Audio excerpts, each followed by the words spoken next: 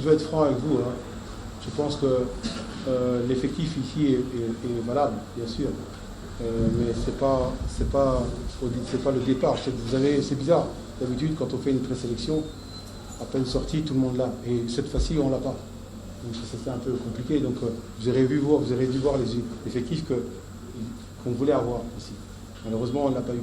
Parce que faut voir, il y a un détail qui était assez important. C'est que quand on a dit que les clubs ne pouvaient pas avoir les joueurs, nous on a obtempéré jusqu'à la fin. On a obtempéré. Et après, certains clubs, certains pays ont été plus loin. Ils ont forcé, ils ont regardé, ils ont eu leurs relations et tout. Ils ne voulaient pas abdiquer, ils voulaient absolument avoir leurs joueurs.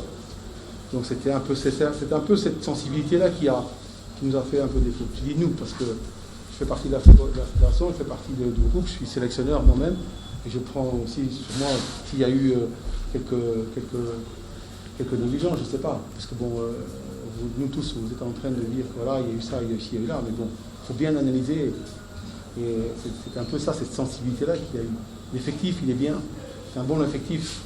Ce sont des joueurs qui jouent dans le club. Et d'ailleurs, ce sont des joueurs, je suis certain que certains, si on ne les avait pas alignés, vous m'auriez ici dit, voilà, tiens, tu aurais pu mettre Juma, tu aurais pu mettre un tel, tu aurais pu mettre un tel. D'autres m'identifiaient comme quelqu'un qui aime bien tous les joueurs binationaux. Et puis après, moi, j'ai pas de binationaux, j'ai des joueurs de football. Je les ai en main. Et voilà, celui qui est fort, il joue, celui qui n'est pas fort, il ne joue pas. Et je ne vois pas où il vient, où il est né, qui il est, si c'est le joueur de qui ou pas. Je ne vois pas ça. Je ne viens pas avec des clans, des trucs comme ça, je ne suis pas là. Excusez-moi d'être assez direct parce qu'à un moment donné, il faut dire la vérité. Je n'ai pas de clan, je n'ai pas de truc, je suis un entraîneur de football, sélectionneur professionnel. Je vis de ça. C'est ça ma vie. Je ne fais pas de politique. Je viens pour gagner ma vie et je viens pour faire du football, pas de la politique. Donc, un joueur de football reste un joueur de football. Qui s'engagne ou à Sangabalende ou quoi. Ce sont des joueurs de football. C'est ceux que je les compte comme mes enfants. Ceux qui font la politique, ils font la politique. Ceux qui veulent avoir ils adulent, c'est leur problème. Moi, je reste dans ma bulle et j'avais un seul objectif. Dans 6 mois, c'était ce match-là. Si vous êtes en colère, je suis aussi. Parce que ce match-là, je l'ai entendu toute ma vie. Je l'ai entendu pour le faire. Et je ne l'ai pas fait. Je ne l'ai pas fait. Alors mettez-vous un peu à ma place. Je suis professionnel, je viens d'avoir un diplôme le plus haut. Et je suis aux yeux de tout le monde. Et ce match-là, je le rate. Vous êtes en train de tirer sur moi, mais moi, ce match-là, je le voulais, autant que vous tous. Autant que vous tous. Et je le rate. Et je le rate. Donc là, c'est mon état. Excusez-moi de dégager maintenant. Je suis resté dans ma bulle pendant 19 mois. Je n'ai rien dit. Et je le dis maintenant. Je le dis maintenant. Je le voulais, ce match. Je le voulais. Rappelez-vous, U23. U23. Je joue bien mon match. Je le perds sur tapis vert. Chan, on travaille bien. Ok, c'est un autre groupe. Il n'y a pas de problème. C'est la direction technique. On travaille ensemble. Mais vous avez envie aussi de faire une grande compétition. Vous avez envie. Voilà. Sur le match. Ouais. Le match, il est simple. On a joué une très bonne séquence. On a évolué d'une bonne manière. Et je pense que c'était ce qu'on voulait offrir au public congolais pour qu'il reste sur une bonne idée de ce qu'on voulait faire. C'est simplement ça.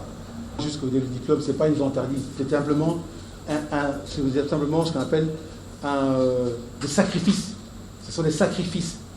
On fait des sacrifices pour être ce qu'on veut être. C'est ça. C'est tout simplement ça. Ça, c'est de un. Et de deux, ce qui va se passer, je ne le sais pas. Parce que je pense qu'il y aura certainement une remise en question de tout le monde. Et moi aussi, on va devoir remettre un rapport et discuter pour savoir comment ça va se fonctionner. C'est tout. Voilà. C'est sur ça. C'est tout. Donc, je ne sais pas ce qui va se passer. Je pense qu'on va continuer. Il y a un effectif qui est déjà en place. Donc, cet effectif-là va devoir être exploité, va devoir être utilisé. Donc, voilà. Maintenant, on va voir comment. Je dois dire que le premier mi-temps, on n'a pas joué bien. RD Congo a contrôlé tout le match, beaucoup des occasions. On a un peu de chance que Congo ne marque pas plus de buts. Ok, j'ai changé 8 joueurs. Il y a 8 nouveaux joueurs dans l'équipe, 11 contre l'autre match contre Angola la semaine passée. Mais je ne suis pas content. Le penalty, je ne sais pas que c'est penalty, je dois voir à la télé. Ok, deuxième mi-temps, je suis très content avec la performance de mon équipe. On a créé quelques occasions, on a marqué un but, c'est peut-être hors jeu, je ne peux pas dire, je ne suis pas dans la position de dire. Mais pour nous, pour moi, c'est un match, ok, un match de qualification, mais ok, un peu match préparatif pour le CAN. J'utilise beaucoup de nouveaux joueurs pour voir s'ils sont prêts ou pas prêts. Et pour moi, c'est un match très intéressant parce que je dois juger mes joueurs. Dans 8 mois, je dois faire une sélection de 23 qui va aller au CAN. Ce n'est pas un choix facile. Et je juge ce match. Je ne suis pas content qu'on a perdu. J'ai juste l'information qu'on a gagné le groupe. C'est un peu rare quand nous sommes qualifiés. Nous sommes deuxième, maintenant nous sommes numéro 1. C'est un bon résultat pour Gambie. Mais naturellement, je n'aime pas de perdre des matchs. Mais ok, c'est bon pour étudier, c'est bon pour être fort après. Rennes, il a une subluxation d'épaule. Donc c'est très douloureux. Ce sont des étirements des ligaments au niveau de l'épaule.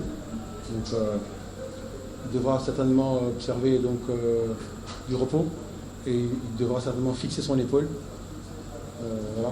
Donc, pour Zola, puisqu'on y est, il a certainement eu une petite entorse du genou. Il a pu continuer, mais on verra son état. Je suppose qu'ils vont faire des IRM, je crois que des scanners pour voir un peu l'état des ligaments et tout. Très bonne question. Une très très bonne question. Par rapport à ça, ce qu'il faudra, c'est une réflexion, parce qu'il y a plus dans 10 têtes qu'en dans une. Si je suis ici, je vous dis ce qui va se passer. Ce sera peut-être anticiper quelque chose qui n'arrivera pas.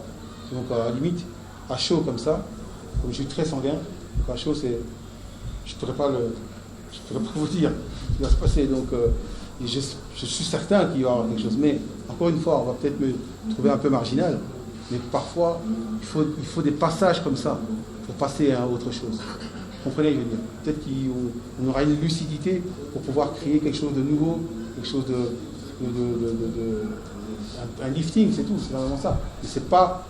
Allez, c'est vrai que c'est douloureux. Moi, je le sens aussi. De ne pouvoir pas participer à une CAN, parce que c'était quelque chose qui était dans ma vie, qui était quelque chose qui était important, de jouer une CAN.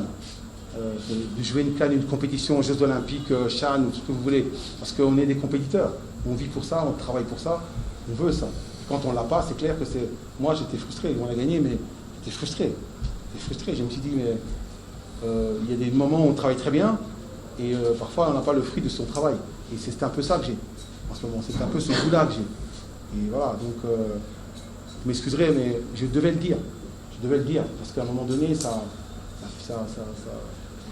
vous allez me croire que je suis quelqu'un qui se satisfait d'être là et d'être sélectionneur, d'être directeur technique. Voilà. Et non, c'est pas ça. L'objectif d'un entraîneur, c'est de la compétition et de la gagner. C'est ça l'objectif. C'est pas de faire de la politique. C'est simplement ça. Je suis sincère dans ce que je dis. Je ne vise personne, mais c'est un peu parfois la situation que je vis depuis que je suis sélectionneur et directeur technique. Je suis compétiteur d'abord, dans un premier temps. J'aime la compétition, j'aime travailler sur le terrain, j'aime travailler le football. C'est simplement ça. Voilà. Et on verra. Moi, je suis là, comme on entend directeur technique, on va travailler. Il y a des idées qui seront là, des bonnes idées qui ont déjà été émises par les collègues et tout ça, et qui va être mises à la table des décideurs, et on va vouloir exploiter ça. C'est simplement ça. Le tirage, je ne suis pas content parce que c'est un groupe très difficile. RD Congo 60 au FIFA Ranking, Gabon 83 au FIFA Ranking, Angola 120, et nous sommes 157 au FIFA Ranking, nous sommes le plus petit. On a des problèmes avec Djibouti aux pré-qualifications. Au début, j'ai pensé que c'est très difficile pour nous. Mais notre premier match, on a gagné 1-3 au Angola. La première victoire dans l'histoire, la première victoire extérieure dans un match compétitif dans l'histoire du Gambie.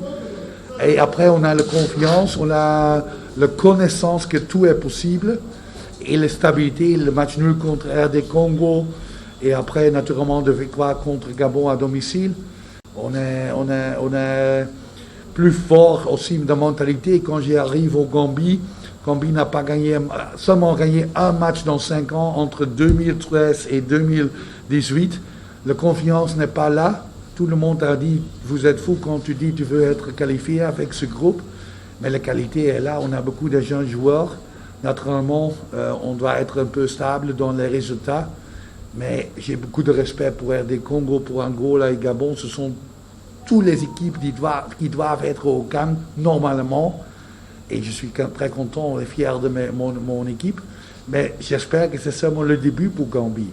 Je ne veux pas être seulement une fois là-bas avec Gambie. On doit avoir l'expérience et être fort pour la future. Maintenant, on perdra des matchs et j'espère que dans le futur, on ne perdra pas le même match comme aujourd'hui. Mais c'est une expérience et j'espère qu'au CAN, on peut faire quelque chose encore.